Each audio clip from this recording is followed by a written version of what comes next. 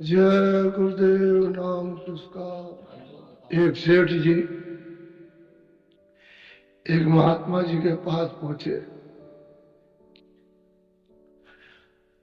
उन्होंने कहा कि महाराज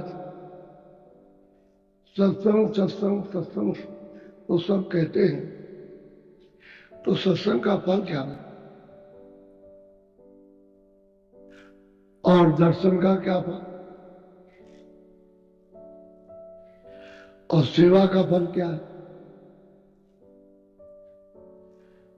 तो महात्मा जी ने कहा, भाई देखना चाहते हो, सुनना चाहते हो, समझना चाहते हो?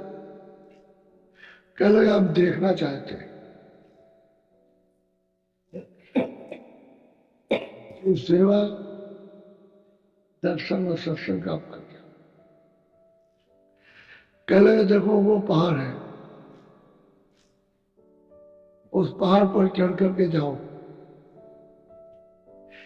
एक जमीन मिलेगी बराबर, मैदान सा रहेगा। तुम वहां किसी चट्टान पर बैठ जाओ और बोलना कुछ नहीं, बोलने की जरूरत नहीं है, तो चुपचाप बैठे बैठे और देखते रहे। और ये समय जाने का है, इस समय तक वहां पहुंच जाओ। कहने नहीं, सच्ची बताओ, देखना चाहते हो और फल प्राप्त करना चाहते हो तो समय से जाओ। समय बता दिया। शेर जी पहाड़ पर चढ़ते चढ़ते चढ़ते चढ़ते बहुत परिश्रम हुआ, मेहनत हुई, चढ़ाई और पहुंच गए। एक मैदान था, वहां बैठ।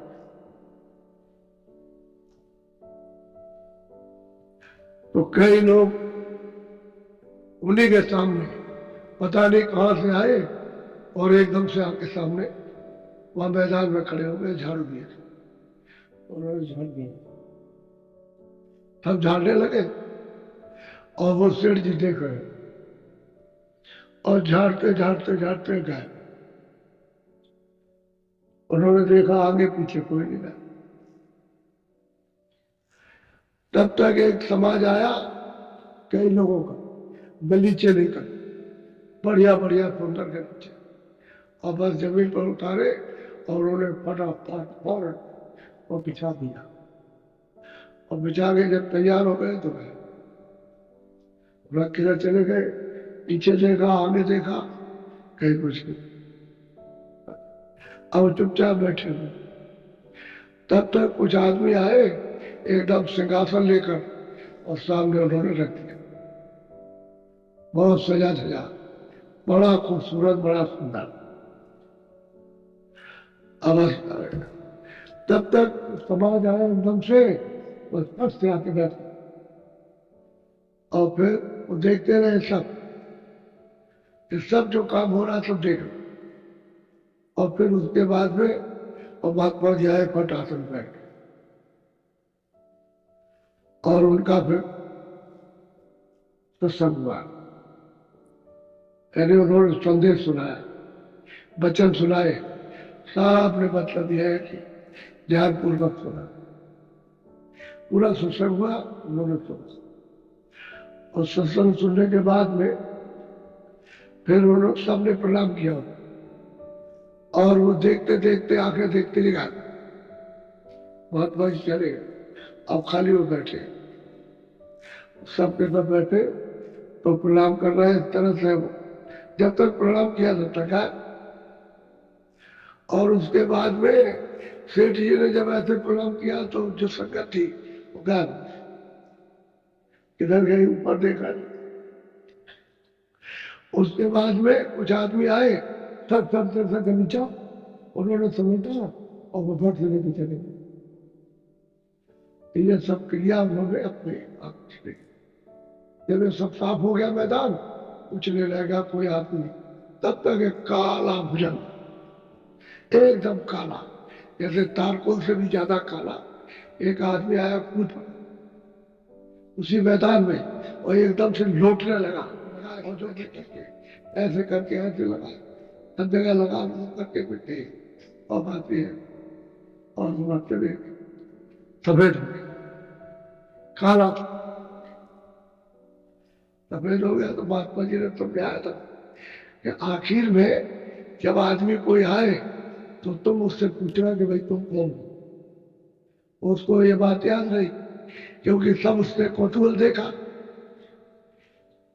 वो संगत का, महात्मा का, बिछाने सेवकों का बिछाने का, जिन्होंने धर्म लगाई, कालीन बिछाई, सिंहासन ले आए, संगत आई, उसके बाद फिर महात्मा और फिर प्रवचन हुआ और सब उसी तरह से गायब हो गए। तो जब खूब अच्छी तरह से लोट पोट के सफेद हो गया और सफेद होकर खड़ा हो, तब वो बैठे थे तो उन्होंने कहा भाई मैं तुमसे कुछ पूछना चाहता हूँ। कहे पूछ लीजिए। कहला जो हम पूछेगा बताया क्या बात है कि भाई तुम अभी तो काले थे, बिल्कुल काले थे, और मैंने देखा कि तुम लौट रहे हो और धूल लगा रहे हो और लगाकर मेरे आंखों के सामने, और देखते देखते तुम सफेद हो गए। तो उन्होंने कहा कि देखिए मैं पापी हूं, मैंने सुन रखा है कि महात्माओं का पाप की वजह से दर्शन सामने नहीं कर सकता हूं, लेकिन इतना सुन रखा है कि जहां उनके चरण रस पड़ती है और जहां उनकी संगत बैठती है वो मतलब है वो फल मिलता है। तो मैं आया, वो तो सब चले गए, पता नहीं कहाँ गए होंगे, मैं तो धूल में लौट कर दिन भर का पाप सगे छुड़ा दिया, कुछ कोई पाप तब सफेद हो गया। तो सेठ सोचने लगा कि भाई इतने तो दर्शन किए नहीं, अब मैंने तो उनका दर्शन किया, महात्मा का दर्शन किया, और ये जब संगत आई सेवा करने वाली तो झाड़ू लगाई, उनका भी दर्शन किया, और फिर उसके बाद गलीचे बिछाए उनका भी दर्शन, फिर सिंहासन लाए उनका, और महात्मा जी आए उनका भी मैंने दर्शन किया।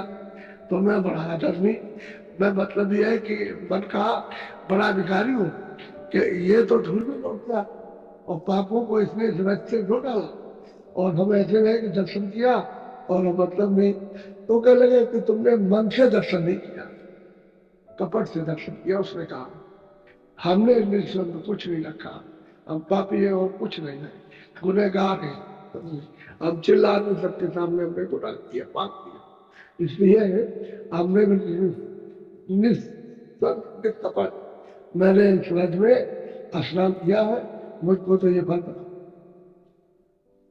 अब उसको बड़ा अफसोस हुआ कि देखो मैं ऐसा कपटी, और सच्ची बात कि उसमें कपट था, यानी कपट था, चालाकी थी, और उसमें अपमान था, घमंड था, धन का था, इसका उसका सबका। वो कपटी को तो फिर ये तो नहीं मिलेगा।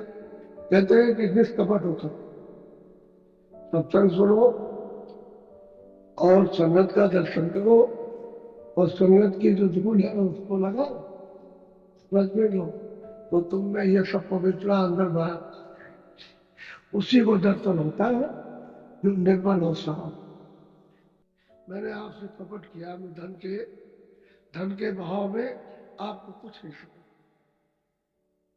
आप कुछ नहीं ले, मैंने आप पर कोई विश्वास नहीं किया, मेरी कोई आपसे प्रीति नहीं थी, प्रेम नहीं था, मैं तो सिर्फ ऐसे ही आया था कि देखे ये क्या कहेंगे। तो मैंने सब प्रत्यक्ष में देखा और उसने सब बताया कि मैंने ये देखा है इस तरह से, और पीछे से ये देखा, और फिर मैंने उसको ये पूछा तो उसने ये बताया। तो मैं तो बड़ा कंपी था। तो बात ये है कि संगत अपनी जगह पर, सेवा अपनी जगह पर, दर्शन अपनी जगह पर, और मिट्टी अपनी जगह। और तो जहाँ संत महापुरुष उस मालिक को प्राप्त करने वाले जमीन पर घूमते रहते हैं और मिट्टी भी पवित्र हो जाती, मिट्टी पवित्र होती, लेकिन तुम निष्कपटी तो हो जाओ, कोई कपट न रखो, उस मिट्टी का लाभ तो कम से पहले लो। तुम उसी में जो मिट्टी पर रहते हो और निष्कपट हो, इसलिए वो आपको लाभ नहीं आता, क्योंकि विकार भरे हुए और विकार भरते जाते हो तो सफाई नहीं हो पाती है। जो निष्कपट हो जाएगा, गुनहगार कितना भी हो लेकिन निष्कपट हो जाए, उसको फल मिल जाए। तो यही है दर्शन का बहुत लाभ, सत्संग का बहुत लाभ, सेवा संगत का बहुत लाभ, मिट्टी लगाओ बहुत लाभ, सब में अपने अपने लाभ, उससे खाली कुछ नहीं है। लेकिन हीरा गले में पहरा दो और दूसरा चिल्लाए क्या तुम्हें ये स्थान फैला रखी है बनावट, अरे कांच है कांच, तो बस गुस्से में आकर एकदम नाराजगी में आकर के उतार के फेंक देते। वो तो जानकार है, जिसने तुमको चढ़ाया वो फेंक दिया, जब वो चला गया तो उसने उठा लिया, वो हीरे के हाथ में उठा लिया। इसलिए महात्माओं के पास में सर्व धन होता है, अमूल्य धन, सब तरह का धन होता है। लेकिन यह है कि तुम ऐसे कपटी और मन विकारी के नहीं पाते, वो तो देना चाहते हैं, ये तुम नहीं ले पाते। तब रोया चिल्लाया, महात्मा से अच्छा मेरा चलो सत्संग सुनो, सत्संग सुनो दर्शन दो। ये नहीं कहा कि दर्शन करो, सत्संग सुनो और दर्शन दो। उसका मतलब यह है कि दर्शन करो दर्शन दो, आदान प्रदान दोनों करो। वो तुमको देखे तुम उनको देखो और निष्कपटी हो जाओ, कोई कपट नहीं रखना, और फिर से स्नान करो इस संगत दरिया में और नारे लगा, मतलब उसको भी अमूलक चीज जब निष्कपटी हुआ तो अमूलक धन उसको मिल गया और भवसागर से पाप, क्योंकि जीव जाग गया, मन उसका साथ दे गया, वो उनको बांधने लगा कि आप सब कुछ और दया उससे ले। ओके, सफाई निष्कपटी जब बन जाए तो सब सफाई हो जाए, कुछ ठीक नहीं करता। और कपटी रहेगा तो धरते रहो तो बटोरते रहो, उसमें दबड़ते रहो, तो हृदय इतना गंदा काला, वे उसमें क्या दिखाई देता, उसको झाड़ना चाहिए कि सब मैल झड़ जाए। तो निष्कपट में झड़े, कपट में नहीं सकते और उसमें जमा हो, इतना अंतर है। तो संगत अपनी जगह, दर्शन अपनी जगह, सेवा अपनी जगह पर, सब कुछ अपनी अपनी जगह है और सबका एक से एक फल। किसी का बल शरीर का, किसी का इंद्रियों का, किसी का मन का, किसी का बुद्धि का, किसी का चित्त का, और किसी का अंतःकरण, किसी जीवन, सबका फल अलग अलग है। लेकिन एक तरतीब से ले ले उस फल को प्राप्त करें तो जल्दी हो जाती है। तो मोटी बात को संगत में सब समझना चाहिए। ये दृष्टांत तो छोटे हैं लेकिन बड़े गहरे, ये अमल में आ जाए ये तो बहुत गहरा। ये दृष्टांत सच्चा दृष्टांत, यानी जो कहा जा रहा है वो बिल्कुल सच्चाई का कहा जा रहा है, इसमें कोई किसी तरह की बनावट नहीं है, जो सच्ची चीज होती। महात्माओं के पास में यानी निष्कपट होकर के जुड़ना, उसको सब जो कुछ अच्छा भला बुरा समझ के, बुरा से बुरा, बुरा से बुरा और अच्छा सब खोल दे, निष्कपटी हो जाए तो काम कर जाए, फिर देर नहीं लगती। और तुम समझोगे हम चला गए, हम पढ़े, हम लिखे, हम धनी है, ये गरीब है, ये काले हैं, ये सांवले हैं, और ये मतलब है कि ये कुछ नहीं है और ये है, तो इसी में तर्क वितर्क में अपनी बुद्धि को लगाए समझ कुछ पाओगे नहीं। तो अगर कुछ देता भी होगा तो दूध पिलाती है उसको, गाय का या बकरी का है अपना, लेकिन लड़का उसको ऐसे झटकता रहता है, ऐसे नहीं पिएगा नहीं, नाराज हो गया, उसको चुलाती है बहुत ही लगती, उसको झुलाती है और बहुत चुपचाप करती है, ये वो ऐसे फेंकता रहता। ठीक है, ये हालत है कि महात्मा बच्चों से भी ज्यादा यानी प्यार करते हैं इन जगत के जीवों से, लेकिन फेंकते रहते हैं गुस्से में, इसलिए कह देती है जा मुँह को मार, अब नहीं छोटे तो पढ़ा फिर डूबता रहता है, अच्छा फिर भूख लगती है अपनी तरफ फिर पी लेता है, तब पिएगा। तो इतना हट और इतना हट धर्मी के बाद जब भूख लगी विवश हो गया कि अब नहीं देगी तब, ऐसे ही है। जब चारों तरफ से घिर जाएंगे आफत और मुसीबतों में और चिल्लाएंगे और कोई कुछ नहीं करता, तब तो सुविधा से यानी पहले से ही आप मतलब है कि समझने की कोशिश करो। गिर जाओगे तो फिर क्या तुम्हारी बहादुरी है, अरे क्या तुम्हारी अच्छाई है, तो गिर गए तब मुसीबत। तो वो तो स्वार्थ खाओगे, निस्वार्थी बनो। ये परमार्थ के दोनों निस्वार्थ में है। संसार तो स्वार्थ में है ही, परमार्थ निस्वार्थ। क्योंकि ये परमार्थ की जो संपत्ति दौलत है वो तो परे की है, संसार के परे की। वो तो आत्माओं का धन है और ये शरीर का धन है मन। इसमें शरीर मन हो जाओ और वो जीवात्माओं से अलग हो गई तो उसको जब ही प्राप्त करेगी जब उनका सत्संग मिले। आवाज सुनो, थोड़ा बोलो, बहुत ध्यान दे करके सुनो।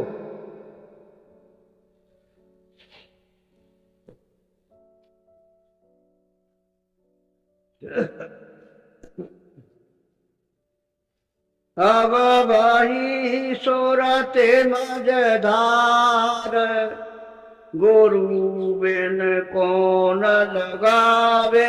बात तो यह है कि जब तक कि वो मालिक को प्राप्त करने वाले महापुरुष नहीं मिलते तब तक ये सूरत मैदान डूबी चली जा रही है। कोई उसको पकड़ने, जैसे बाढ़ आती है तो छोटे छोटे जीव जंतु और बड़े बड़े जो उसमें बह जाते हैं तो बहते हुए चले जा रहे हैं। अब उनको कोई रुकने का बीच में कोई आधार नहीं मिलता, इसलिए बह चले जा रहे हैं मैदान में। अब उसी में बह गए, खाने आने को नहीं मिलेगा। अगर कोई तिनका मिल जाए, कोई चीज मिल जाए तो उसके सारे किनारे निकल। तो नदी में कभी कभी ऐसा आता है कि बड़े बड़े दरख्त भी टूट जाते हैं, नदी के किनारे के बहते चले जाते, उन्हीं के सहारा मिल गया तब तो किनारे लग गए। तो जाकर के तो बेचारे किनारे पर आ जाते, तो मैदान में कोई सहारा। ऐसे जीव इसलिए भवसागर में की अंधकार वासनाओं के सागर में एकदम अथाह होकर डूबता चले। अब इसमें कोई सहारा नहीं, महापुरुष मिलते नहीं है, उनके बगैर कोई सहारा नहीं। संसार के लोग तो कुछ नहीं, ये तो खुद ही डूबे हुए, उसी में डूबे चिल्लाते कि बचाओ बचाओ बचाओ, और तुम भी उसी में डूब गए बचाओ। तो जो अपने आप को डूबा हुआ वो दूसरों को कैसे बचा सकता हो? सब चिल्ला रहे कि हम डूबे हमको तकलीफ, हमको मुसीबत आ गई, हमको पीड़ा हो रही है, हमको दवा दे दो। तो जिसको पीड़ा हो रही है दूसरों को क्या दवा देगा? वो तो वो दवा दे रहा है तो ठीक है, और वो मिलता नहीं। तो महापुरुष मिलते नहीं है तो सूरत वही मैदान। गुरु बिना वही बचाने वाला, राम तो बचाने आएगा और किसी भी जाएगा तो चले। और उनके सामने जो थे वो तो नरक हो गए, तो उनको नहीं बचा। तो हम तो बहुत दिनों के बाद आए, सोच लीजिए, वो तो शरीर में थे। अब तो आपने उनकी पता नहीं वैसी शकल थी कि नहीं थी, वैसा रूप था नहीं था, तो आपने मतलब मिट्टी का रूप बना दिया। किसी देवता का ही बना दीजिए मिट्टी का, ये देवता ये है, ये देवता ये देवता ये। तो बताओ जब वो जिंदा थे इस मनुष्य रूपी इस पिंजरे में और तुमने उनकी बातों को सुना, तब तो बचा नहीं पाए, और आप बताओ कैसे वो बचाएगा? क्योंकि आपने तो देखा नहीं। तो सूरज सब आजाद। अब कहते हैं कि गुरु यहाँ मिलेंगे इसी संसार में, पार उतरने वाले और उतराने वाले, पार उतरा देंगे, उनके बगैर कोई बचा नहीं सकता। अगर बचाते होते तो कह करके जाते, नहीं पिछले वाले आपको बचा देंगे, कोई अब घबराने की जरूरत नहीं है। वो त्रेता में हो गए, वो द्वापर में हो गए, वो एक समय पर हो गए, वो ऋषि आ गए, वो अब बचा देंगे, अब कुछ नहीं। लेकिन उनका गुरु में कोई नहीं बचाएगा, और गुरु मिलना चाहिए हमारे वक्त, हमारे साथ। हम अभी है, हम आप जब तक है तब तक हमको मिल जाए, और नहीं मिला तो हम तो डूबे डुबाए तो क्या कहते। तो ये बात, वो गुरु में कौन बचा, यहाँ कौन बचा? और आप गुरु को समझते हैं कि गुरु नाम तो होता नहीं, क्या बात है? वो तो चेतन से जुड़ा, खाली उसमें जो बाहर का रूप देखने को वो तो समझाने के लिए, इसमें बैठ के तुम जिसमें फंसे हो उसमें समझ जाओगे, उससे धीरे से निकल जाओगे, और तुमको भी उसी नाम पर सवार करके निकालना चाहते हो। तो आप जो वो बताए उसको पहले समझ लो और उसी नाम पर सवार हो जाओ, निकाल दे और भवसागर के नाम पर चढ़ा करके पार दो, क्योंकि खुली पार जाता है। तो आपको भी अब बड़ा साफ कहते हैं सूरत ही डूब गई थी। अब इस भवसागर मैदान में गुरु के बगैर कोई नहीं। बोलो। जकड़ कर पकड़ाई न संसार, नाम बिन कौन करे निर्वाह। हम कहते हैं सारा संसार जितना भी जो है उसको ऐसे चकड़ के पकड़ लिया, वो कहते हैं भाई छोड़ दे, थोड़ा सा ढीला कर दे तो हम तुम लोग धीरे से निकाल लेते, चकड़ के पकड़ा समझ। जैसे कोई चीज अकड़ जाती है फिर छुड़ाई नहीं छूटती। कभी कभी देखा होगा और सुना होगा, मगर जब आदमी को पानी में पकड़ता है मैं पकड़ ले, चाहे जितना करो फिर तो नहीं सकता। उसमें जब गर्म सलाई उसके दांत पे लगाओ तभी वो ऐसे खोलेगा, नहीं तो उसके ऐसे पंजे पक जाते हैं और वो निकल नहीं सकते, ऐसे पका लेता। कहते हैं ऐसे किटकिटे साथ करके ऐसे संसार में फंसे हुए इस मोह में ममता में छोड़ना नहीं चाहते। कैसे हो जाए? अब यह है कि तुम्हारे ऊपर तो ये आफत मुसीबत खड़ी हो गई और ऐसी दशा में तुम महात्माओं की खोज कहाँ कर सकोगे? कैसे मिलेंगे, कहाँ मिलेंगे, कौन है, क्या कहेंगे, कैसे दर्शन देंगे, कुछ आपको पता ही नहीं। बोलो। नाम बिन किया करे, किया न कुछ आधार, गुरु संग किया न अब के प्यार। अजय भाई आपकी मनुष्य शरीर मिला, उनको ढूंढा नहीं और उनसे प्यार नहीं, और अगर नाम का आधार ले लेते तो उतर जाते पार। तो नाम का आधार तो उनके पास, वही बताएंगे नाम किसको कहते हैं, शब्द किसका नाम है, शब्द कहाँ से आता है और कैसे उसके साथ लग करके और तुम कहाँ पहुंचोगे तो उनको पता है। उस शब्द का आधार तो वो पकड़ाएंगे, लेकिन कब? जब उनसे प्यार कर मिल जाए तो उनसे प्रेम कर, वो आपसे प्रेम कर। अरे वो अपनी बात कहते तो उनकी बात लो, वो तुम्हारी बात मान ले। तुम अपने दुखों को बताओ कि मैं संसार में बताओ, वो कहेंगे तुम ऐसे निकलोगे मैं दोनों एक दूसरे की मान, वो तो मानने के लिए तैयार है कि तुम फंसे ही हुए हो, आओ हम इस तरह से तुमको निकालेंगे, तो जरा सा ढीला कर लो। कहते हैं जो पकड़े हो छोड़ दो, कहा से छोड़ दो, मन से बुद्धि से छोड़ो, इसको जरा से छोड़ दो। बाकी तुम पकड़े रहो लेकिन बुद्धि से तो छोड़ दो, मन से तो कुछ नहीं, मन से छोड़ते। तो मन जो है इसमें फंसा हुआ है इंद्रियों के जाल, अब वो इसलिए नहीं छोड़ता कि मेरा रस चला जाएगा। तो रस तो वहां कुछ है नहीं, वो तो सूखा रस है, यानी ठंडक है, और उसको अनजान में पकड़े हुए कि हमको मिल जाएगा, हम मिल जाएगा। ये भी मतलब है कि सूखी हड्डी है, कुत्ता दबा लेता है उसको दांत से, किटकिटाता है, समझता है तोड़ रहा हूं, और जब ज्यादा लग जाता है तो उसके दांतों से और उसी को धीरे धीरे पीता रहता है, और वो ये समझता है इसमें सब खुला। ठीक इसी तरह से संसार में हमें समझते हैं, इसमें जकड़े हुए, तो इसमें से हमको रस और रह मिलता है। इसमें तुम ढीले तो कम से कम हो, थोड़ा ढीले तो हो, और फिर नाम का आधार तब पकड़ में आ जाएगा, तब पकड़ा लेंगे, उनसे प्यार करो।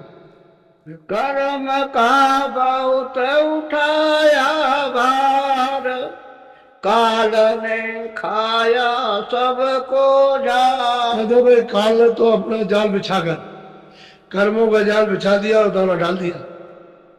पहले तो सबको सुख सुविधा थी, शरीर सबके अच्छे थे, धन था, धाम था, कोई तकलीफ नहीं थी, कोई पीड़ा नहीं थी, दर्द नहीं था।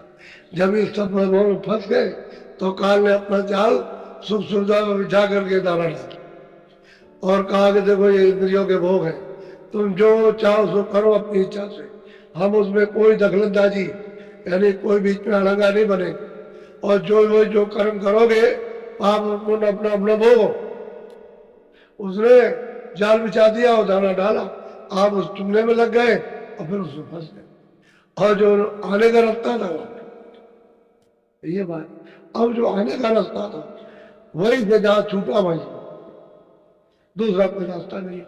वो रास्ता तुम्हारी मनुष्य की मंदिर में सबके पास है, जब वहां छोड़ दिया तो वहीं से वापस लौट, और रास्ता मिल जाए तो वापस, तो रास्ता तो इधर आंखों के ऊपर है, और आंखों का ये हिस्सा, ये आकाश इधर है, ये दो आंखों का आकाश यहाँ है, इसके ऊपर नहीं है, इधर आकाश नहीं, इधर तो सूरज बैठी है, और जो आपने कर्म किया उसके गति। तो काल ने सौदा देकर ये जाल बिछा करके दाना डाल दिया और चुंगने लगे आप, और बस उसी में मोह ममता, लालच में, इसमें, काम में, क्रोध में, अहंकार में फंस गया। आप सबको एक तरफ कहते हैं झाड़ करके खा जाओ, सबको लिए चला जाना, कोई नहीं जानता बात सुनने को, अपने बचने की बात तो सुने। अच्छा ये कहा जाता है कि भाई तुम्हारा कुछ नहीं है, ये शरीर भी तुम्हारा नहीं है, ये किराए का मकान उसका दिया हुआ, और उसके जितने भी साधन सामान सब उसी के दिए हुए, और आप उसको लेकर के कहते मेरा, तुम्हारा ये नहीं है, ये कैसे हो जाए? अगर तुम्हारा होता तो ये क्यों इसको टिका लेता? वो जीवात्मा को सूरज को बाहर कर देता है, इसको याद करवा लेता, और ये सब ये पड़ा हुआ गया, ये भी नहीं उठ सकता, वो भी नहीं, ये तो सब जड़ हो गया। सूरज की वजह से चेतन मार्ग होता, और बाकी तो सच तो सब जड़, सामान भी सब जड़, सामान में तो कोई सोने चांदी में कोई जीवात्मा नहीं है, और तो आपने मन से मान लिया सोना है चांदी है, ये है, ये है।